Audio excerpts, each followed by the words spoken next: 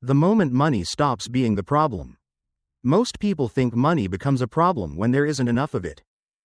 Not enough income, not enough savings, not enough room to breathe. But that's not when money causes the most damage. The real problem starts when money feels like it's always on your mind, even when you're earning more than you used to. When your bills are paid, your career looks stable, but something still feels off. You're busy, responsible, and functioning, yet you don't feel free. You don't feel in control. You start thinking that one more raise, one better opportunity, or one smarter investment will finally fix the tension. But somehow, the pressure never fully disappears. That's the moment worth paying attention to.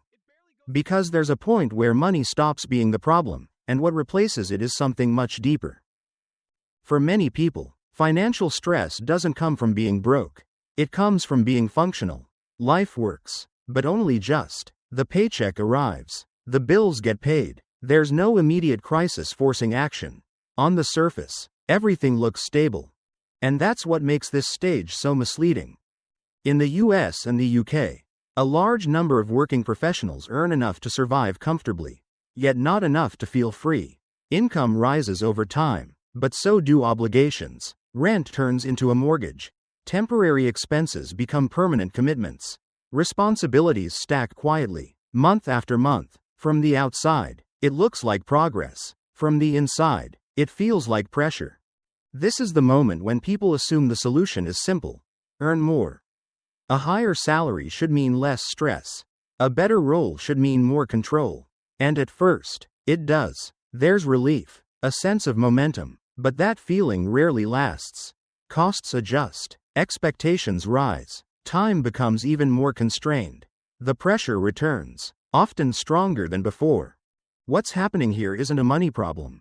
It's a structure problem. When your lifestyle depends on consistent income just to stay in place, money stops being a tool and starts being a requirement. Every decision becomes conditional. Taking a break feels risky. Changing direction feels irresponsible. Even opportunities can feel threatening if they disrupt cash flow. This is why so many people who earn well still feel stuck. They're not failing financially, they're maintaining. And maintenance, over time, creates a quiet trap. The more effort required to keep life running, the less room there is to change it. At this stage, money isn't solving problems anymore. It's simply holding the system together. And as long as income is used only to sustain the present, no amount of earning will remove the pressure. It will only keep it alive in a more expensive form. When money keeps showing up in the bank account but stress doesn't disappear, the instinct is to assume something is still missing financially. Not enough income, not enough savings, not enough progress. But in reality, the deeper issue usually isn't money itself. It's how money is positioned in someone's life.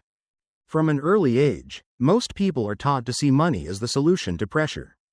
If something feels uncomfortable, earn more. If expenses rise, work harder. If uncertainty appears, look for stability. This creates a powerful belief that financial relief always lives one step ahead, just beyond the next raise or milestone.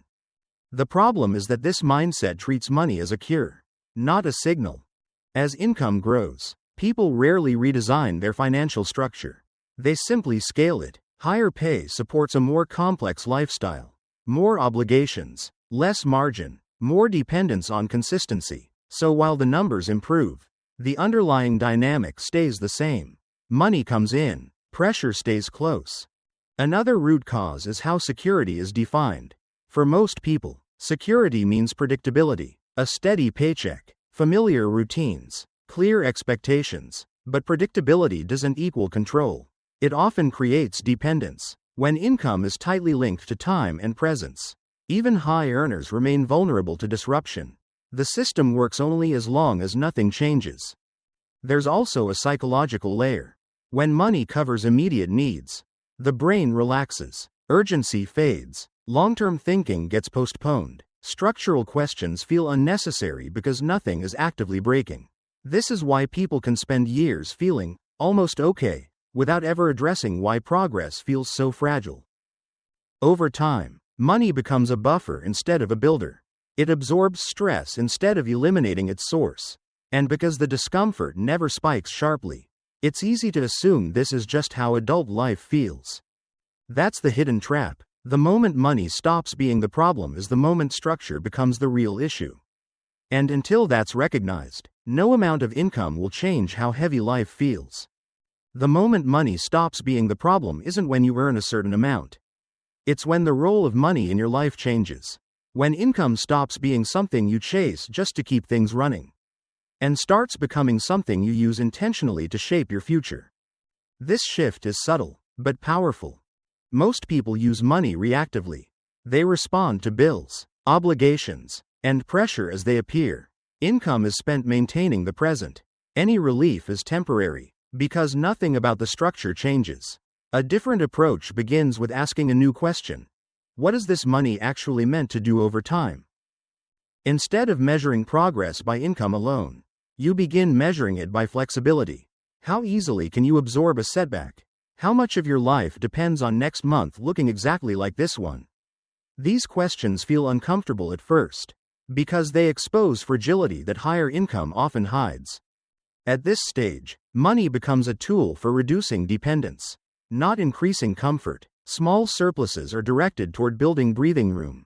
Fixed costs are examined, not just accepted. Career decisions are evaluated based on long-term positioning, not just immediate pay. None of this feels dramatic, and that's why it works. This shift doesn't require quitting your job or making reckless moves. In fact, stable income becomes an advantage when paired with intention. Predictability gives you the space to build skills that scale, invest consistently, and experiment without panic. The key difference is that income is no longer treated as proof that things are fine. It's treated as raw material. What surprises most people is that this phase often feels harder at first. Progress slows down, comfort is delayed, decisions feel heavier because they're more deliberate. But beneath that discomfort, something important is happening. Pressure begins to loosen its grip. The future starts to feel less fragile. This is the turning point. Not because money suddenly becomes abundant, but because it finally starts working for you instead of demanding that you keep working for it. The real impact of money stopping being the problem rarely shows up right away. That delay is exactly why so many people underestimate it. In the short term, life often looks the same. You still work, you still earn, you still pay bills. From the outside, nothing dramatic appears to change. But over time, the difference becomes impossible to ignore. When money is used reactively, the future slowly becomes more rigid. More income is pre-committed to fixed costs. More time is locked into obligations that can't easily be adjusted. Even small disruptions start to feel heavy, not because they're extreme, but because there's no margin. Financial stress becomes a background condition rather than a temporary phase. By contrast, when money is used intentionally, pressure fades gradually, not all at once, and not in obvious ways. Bills stop creating tension. Decisions feel lighter. You gain the ability to pause before reacting. Time begins to feel less scarce, because fewer things demand immediate attention. This is where time becomes the real multiplier. Consistency matters more than intensity. Direction matters more than speed. People who make small, disciplined choices year after year rarely feel like they're winning early on. But they quietly build resilience.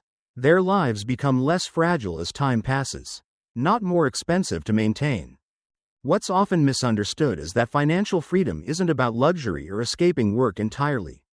It's about optionality, the ability to slow down without panic, to change direction without everything collapsing, to absorb uncertainty without fear.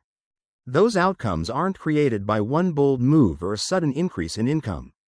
They're shaped by dozens of quiet decisions made when no one is watching.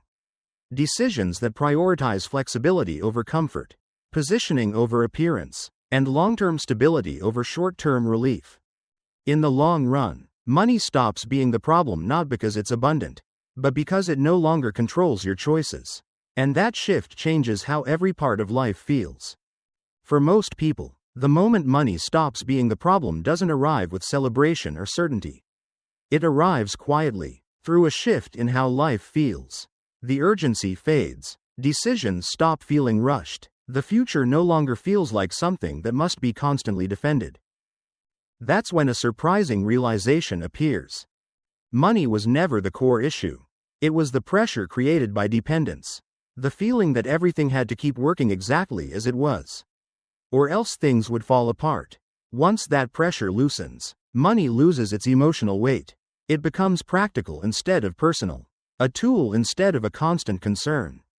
Most people never reach this stage because they spend years solving surface problems. They chase higher income to relieve stress. They adjust budgets to regain control. They optimize month to month without ever questioning the structure underneath. And because life remains manageable, deeper reflection is postponed. But the people who eventually feel different don't do anything dramatic. They don't wait for the perfect plan. They simply stop drifting. They start paying attention to which choices create flexibility and which ones quietly remove it. They stop assuming that being busy means progressing. They stop measuring success only by income and start noticing how much choice they're actually building. This isn't about regret or blame. Most financial decisions are made with good intentions and limited information. Life is demanding. Stability matters. Wanting comfort is human. The problem only appears when comfort becomes the finish line instead of the foundation. The most powerful financial change rarely looks impressive. It looks like fewer urgent decisions, fewer moments of panic, more room to pause, more confidence that life won't collapse if something unexpected happens. That's when money finally stops being the problem. Not because everything is perfect, but because you're no longer building a life that depends on constant pressure to survive. You're building one that can adapt. So the real question isn't how much money you make. It's whether your financial life gives you room to breathe, or just enough relief to keep going without asking why. And that question, once asked honestly, changes everything.